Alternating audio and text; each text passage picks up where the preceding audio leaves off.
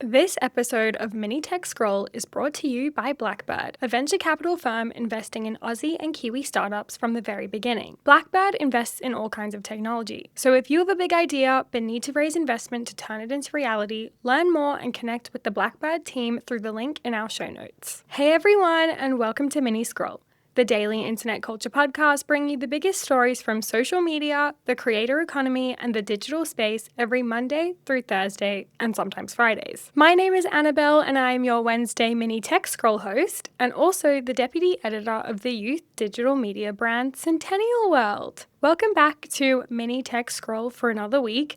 I don't really have too many updates, but please remember to rate, review, and subscribe and star rate us on Spotify specifically because we are on the journey to 1,000 star ratings. We also have a Buy Me a Coffee link in our description if you want to check that out. But let's just get straight into the content today. I really don't have too much to say at the top of this week's episode. The first story I wanted to talk about today is a little bit more of a fun one. I wanted to discuss this new platform that is launching called Lore. I came across it from the Please Don't Make Me Focus newsletter. If you guys haven't checked that out, you really should. It is one of my favorites. And we've also actually highlighted it in our newsletter series, Keep Scrolling For, which you should also be subscribed to if you aren't already. But anyway, a young woman named Zara Nagfi, who is a former VC and now actually a founder and writer of the newsletter Z-List, is building a platform called Lore, which is billed as a company that is trying to make fandom fun again. According to the platform's Instagram account, this is the lore behind Lore. Quote, "Being a fan used to be fun, but today fandom discovery is scattered across multiple platforms, disorganized threads, hostile forums, and outdated wikis. We take all the lore you seek from your favorite stories and interests and put it all in one organized, intuitive, and customizable space.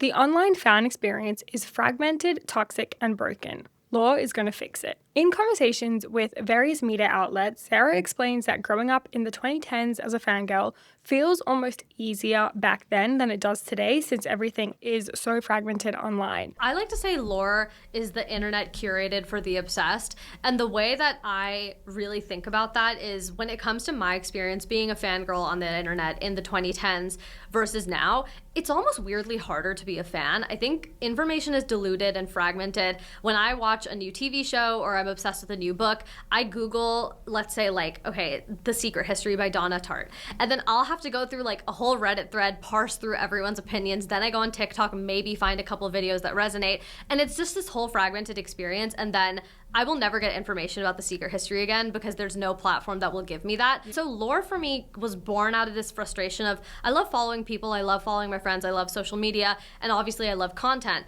But I was just really frustrated with the fact that there was no place for me to just follow my fandoms, follow topics that interested me. And so Lore, eventually when we get the product out, is really gonna kind of feel like a place where you're able to fall down that internet rabbit hole the way you might have as a kid. So basically, Lore kind of feels like it will be a compilation / mixture of Reddit and Stan Twitter in one place, making it easier to follow anything that you were obsessed with online, which is definitely intriguing to me as a longtime fangirl myself. In a conversation with TechCrunch, Zara explained that Lore is a, quote, attempt to rebuild the Library of Alexandria for the fandom age, which is so dramatic, but I love it. The platform will build, quote, personalized graphs of obsessions and will also provide fandom and stan updates in a feed, as well as give monthly reports to users about any updates within their various obsessions. Now, Lore hasn't been hard launched yet, but they do have a TikTok, Instagram, and X at the time of recording.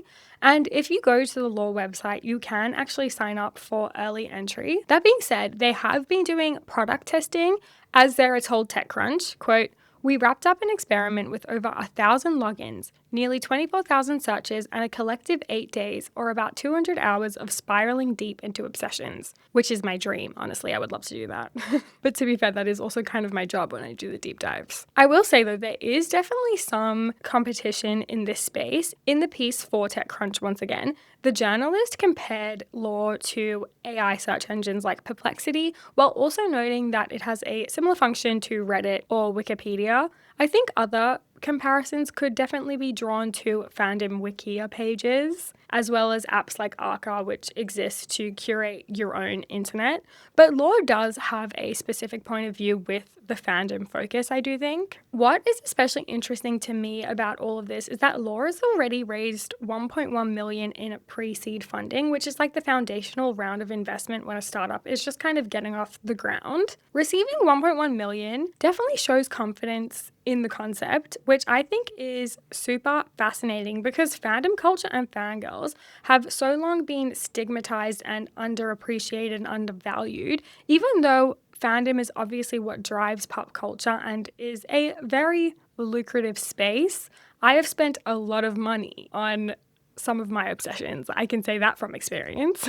But I also think it's interesting because we seem to be seeing more and more internet culture adjacent companies getting substantial investment. For example, last week I actually came across news from Meme Lord Technologies, which is a meme identification and generation company, where they announced a recent $3 million seed round. So obviously, with Centennial being an internet culture media company, we love to see the enthusiasm around these spaces.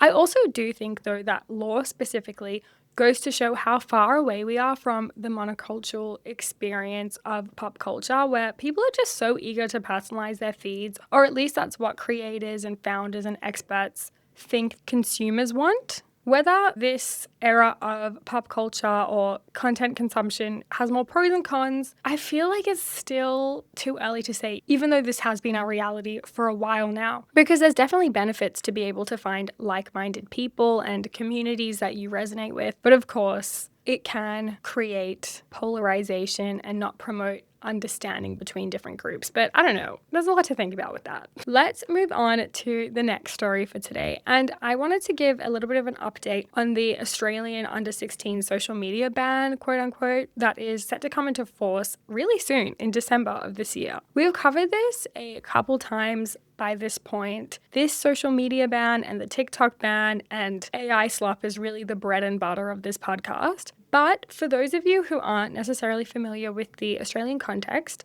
last year legislation passed through Parliament that was essentially going to set a minimum age for social media, including platforms like Snapchat, TikTok, Facebook, Instagram, and X. It looks like YouTube will actually be included in the ban, which is something I reported on previously, and this has been very controversial to say the least, because YouTube can obviously be used as an educational tool where it doesn't necessarily see itself as a social media network like the other platforms.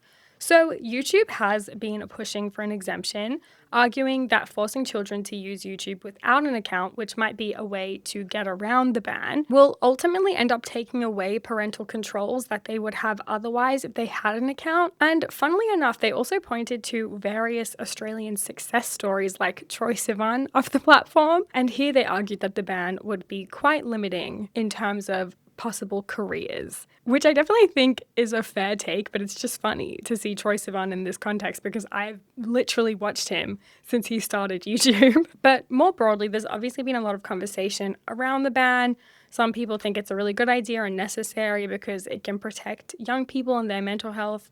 Others feel like it's taking away a socialization tool and will ultimately compromise freedom and Australian children's understanding of technology as it develops. And of course, as I've spoken about before on this podcast, there's been a lot of questions about whether this under 16's quote-unquote ban is even technologically possible. But one update that I specifically wanted to talk about today is that I've been seeing discourse around talking about how 4chan is reportedly not expected to be included in the ban. Australia's e-safety commissioner, Julie Inman-Grant, who leads Australia's regulator for online safety for context, was recently asked about 4chan and whether it will be included in the ban. Inman-Grant initially said that it wouldn't be, given that it is quote-unquote an image board. She also said that the focus at this stage is more mainstream social media sites and that 4chan would potentially come later.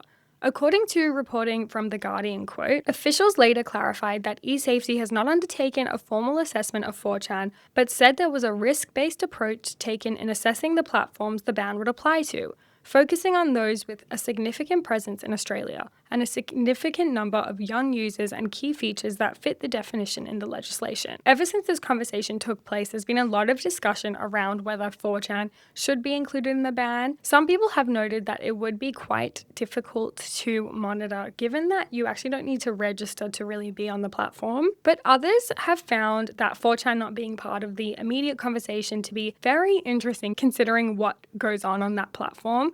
4chan is widely considered the home of the alt-right online and has been involved in instigating real-life violence and harassment, including playing a pretty big role in Gamergate. With 4chan seemingly being excluded from the ban for the time being, this has made Australians even more skeptical about how effective the ban will actually be, because 4chan, arguably one of the most harmful online spaces, isn't at the front of mind. I thought I would just read some comments from Reddit so you guys could hear some of the reactions and the discourse that is going on at the moment. In a response to a post talking about the Guardian article, one user wrote, quote, "This absolutely defeats the purpose. I look after vulnerable kids, and the amount that have maladaptive thinking habits often use forms like 4chan. Think Nazi-like beliefs, alpha male-like beliefs, etc. They should not be on it." Another user kind of pushed back on this, adding, quote, "The root of many of our problems is the content engagement algorithms associated with mainstream social media. As it turns out, outrage, hatred, drama, and addiction drive engagement, far more than anything that's actually productive for society. So that's what the algorithm steers people towards. 4chan, though, it is a whole other bucket of worms," which isn't actually the saying, but I get it, I like it. Interestingly, this conversation about the efficacy of the ban and what it actually represents has also come off the back of reports of teens talking about how they are going to thwart the ban on TikTok. Cam Wilson, who's actually been on Infinite Scroll before, Lauren has interviewed him, but he published an article about all of this, which I will link in the description in case you want to learn more. Anyway, though, I'm definitely curious to hear what you guys think about 4chan not being included in the ban. It is definitely a dangerous place for people to be, and that isn't limited to children. The last thing I wanted to talk about today was actually a story that a listener named Anna mentioned in a comment on Spotify last week, and that is about the TikTok trend going around that is of an AI-generated image of a person experiencing homelessness. If you guys haven't seen this trend, I'll explain it for you, and I'll also insert some videos on the screen. But it's basically when someone takes a picture of their house and then drops it in an AI image generation tool and asks the tool to insert someone who appears to be experiencing homelessness into the photo. I've seen some where the person then texts their parents or their housemates, causing the people that they're texting to stress. These exchanges have racked up millions of views on TikTok, which obviously prompts other users to follow suit, hoping that they will go viral themselves. And since this trend has gained popularity, there have actually been reports across the world of law enforcement asking people to stop with these so-called pranks, noting that it is wasting resources as police have had to show up at various people's houses for this prank. The reason I wanted to talk about this, though, is not necessarily because of that. It's because I think we're seeing a concerning trend with these AI-driven trends. I mentioned this last week with the AI-generated Jake Paul videos, but these trends often end up using marginalized groups or minorities as the punchline. With the Jake Paul content, so many of the viral clips leaned into various queer, Jewish, or Muslim stereotypes to the point where it kind of stopped being about Jake Paul and started being about reinforcing harmful caricatures of these different groups. And according to the comments under some of these videos, that is what made these videos funny.